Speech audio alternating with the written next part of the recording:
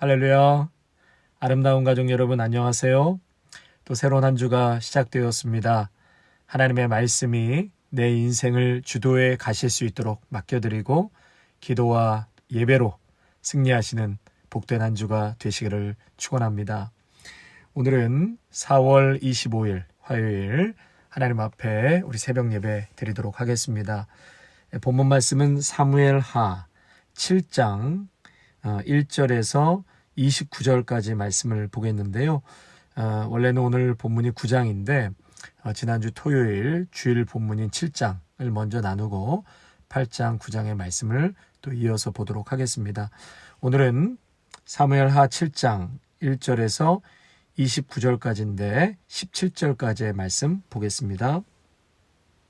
여호와께서 주의 모든 원수를 무찌르사 왕으로 궁에 평안히 살게 하신 때 왕이 선지자 나단에게 이르되 볼지어다 나는 백향목 궁에 살거늘 하나님의 궤는 휘장 가운데 있도다. 나단이 왕께 아뢰되 여호와께서 왕과 함께 계시니 마음에 있는 모든 것을 행하소서 하니라. 그 밤에 여호와의 말씀이 나단에게 임하여 이르시되 가서 내 종 다윗에게 말하기를 여호와께서 이와 같이 말씀하시되 내가 나를 위하여 내가 살 집을 건축하겠느냐.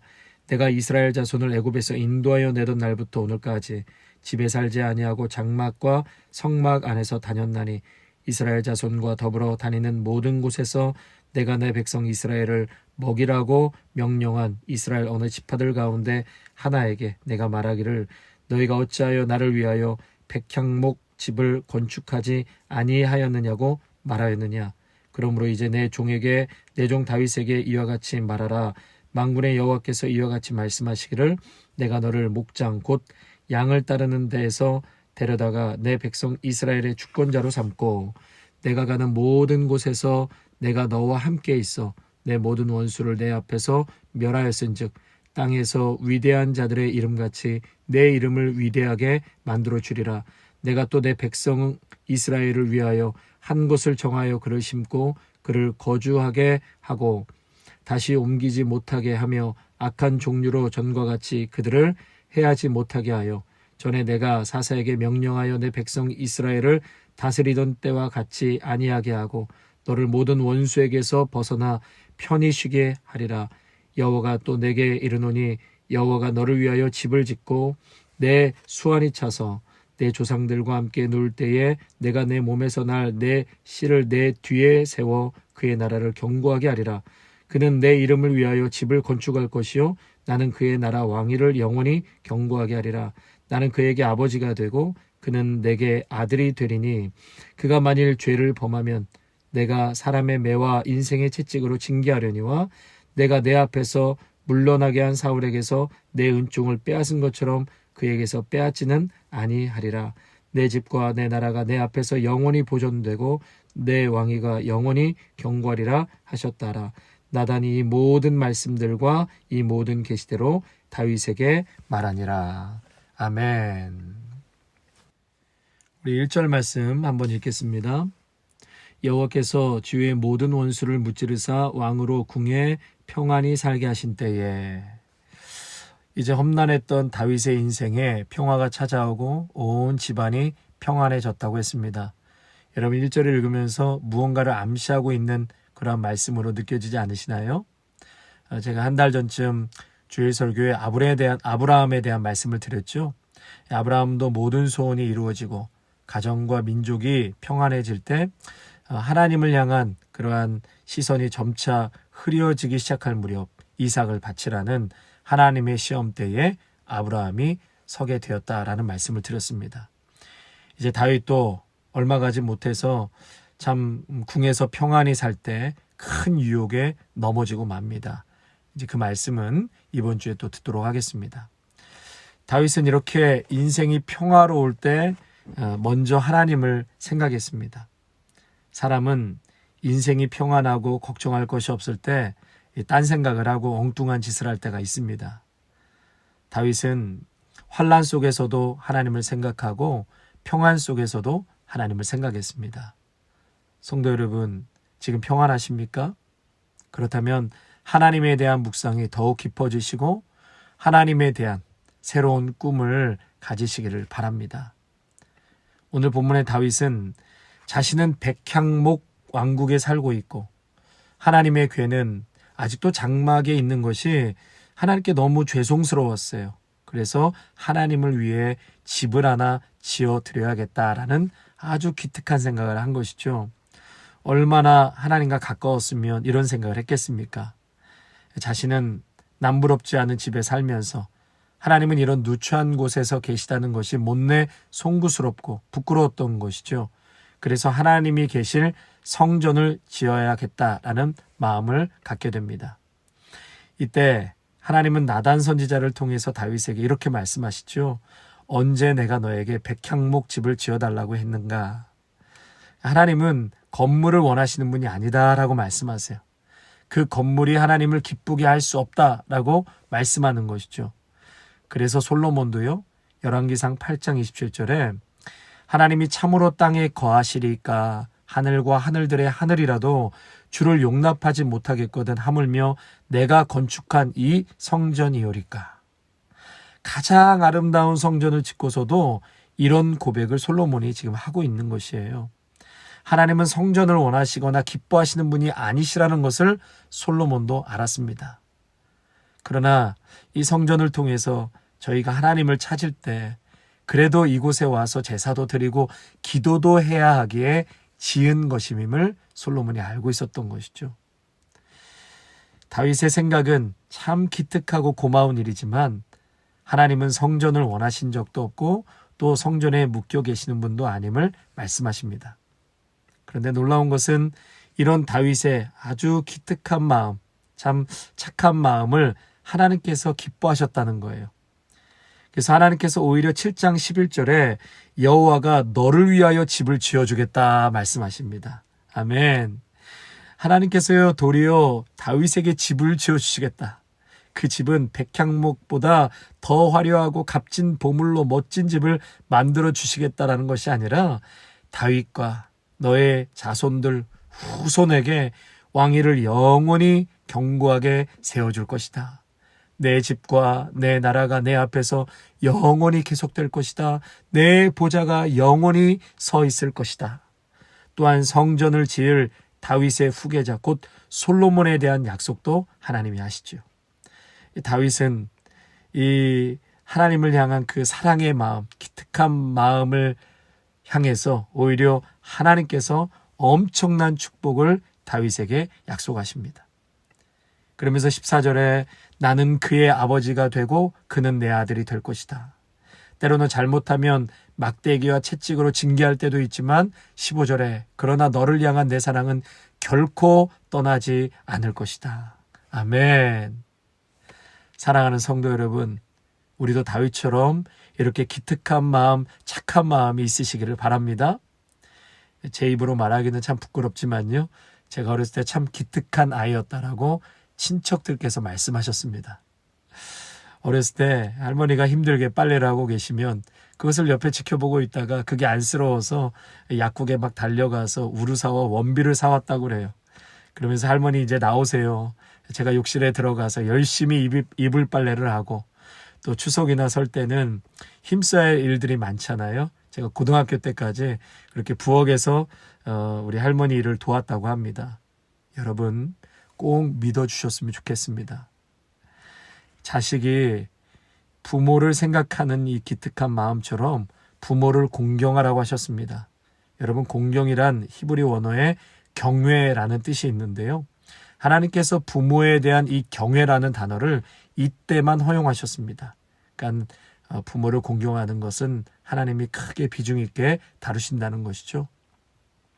이민 와서 사는 이민자들은 부모님 생각하면 다 불효자고 마음만 먹먹합니다.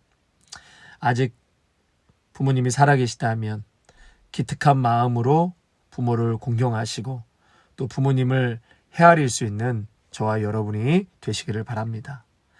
그리고 더 나아가서 하나님의 마음을 헤아리고 살필 수 있는 그러한 기특한 마음이 다 있으시기를 바랍니다. 나이가 이렇게 들었는데도 여전히 내가 가지고 싶은 것, 내가 누리고 싶은 것, 내가 먹고 싶은 것만 얘기하는 철부지 아이가 아니라 내가 이런 집에 살면서도 내가 이런 밥을 먹으면서도 이런 많은 것을 누리면서도 하나님께 그저 감사, 또 감사.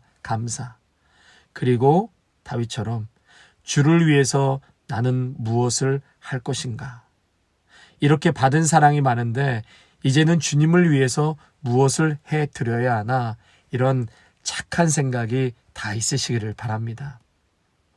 우리가 복받기 위해서 하는 것이 아니지만 그럴 때 하나님께서 다윗에게 큰 복을 약속해 주신 것처럼 여러분에게 큰 복을 주시고 자녀와 자손들에게도 큰 은혜를 베풀어 주실 것입니다. 그럼 하나님께서 기뻐하시는 것이 무엇인가? 그것은 건물이 아니라 우리가 하나님의 임재 앞에 앉아 있는 것입니다. 하나님의 임재 앞에 앉아 있는 것입니다. 18절 말씀을 보시면 다윗 왕이 여호와 앞에 들어가 앉아서 이르되 주 여호와여 나는 누구이오며 내 집은 무엇이기에 나를 여기까지 이르게 하셨나이까. 다윗은 성막에 들어가 앉아 하나님께 기도했다는 것입니다. 하나님은 건물을 기뻐하시는 것이 아니라 우리가 하나님의 임재 앞에 앉아 있는 것을 기뻐하십니다. 이 오늘 18절부터 29절의 내용을 쭉 보시면은요, 이게 다윗의 기도인지 경배인지 분간이 안 될 정도로 하나님의 임재 앞에서 하나님을 찬양하는 다윗의 모습을 발견합니다. 저는 이 본문을 읽으면서 이것이 진정한 예배이구나, 다윗이 진정한 예배자였구나 라는 것을 보게 되었습니다. 성도 여러분, 하나님이 원하시는 것, 기뻐하시는 것은 다윗은 너무나 잘 알고 있었습니다. 다윗아, 내가 너에게 항상 원하는 것은 너가 내 앞에 나와서 앉아있고 너는 내 음성을 듣고 나는 너의 음성을 듣는 것이란다. 아멘. 다윗 시대나 지금이나 하나님은 결코 건물을 원하시지 않습니다. 하지만 우리 하나님이 우리를 향해 반드시 원하시는 것, 그것은 우리가 하나님 임재 앞에 나아가 그 자리에 앉는 것이에요. 우리는 하나님의 음성을 듣고 하나님은 나의 목소리를 듣기를 원하십니다. 이것이 바울이 말하는 고린도후서 6장 16절에 우리는 살아계신 하나님의 성전이라. 아멘. 건물이 아니라 성도 개개인이 교회로, 성도로 잘 지어져 가는 것입니다. 믿는 사람 한 사람이 성전인 것이라고 말씀하셨어요. 성전이라고요? 여러분 자신을 하나님의 성전으로 잘 세워가시기를 바랍니다. 하나님의 성전으로 세워지기 위해서는 다윗처럼 날마다 하나님의 임재 속에 들어가는 것입니다. 건물 세우려는 내 계획도 내려놓고 하나님의 임재 앞에서 하나님과 교제하고 하나님의 음성에 순종하고 늘 성령님과 교통함 속에 살아가는 것, 이것을 하나님은 정말 기뻐하십니다.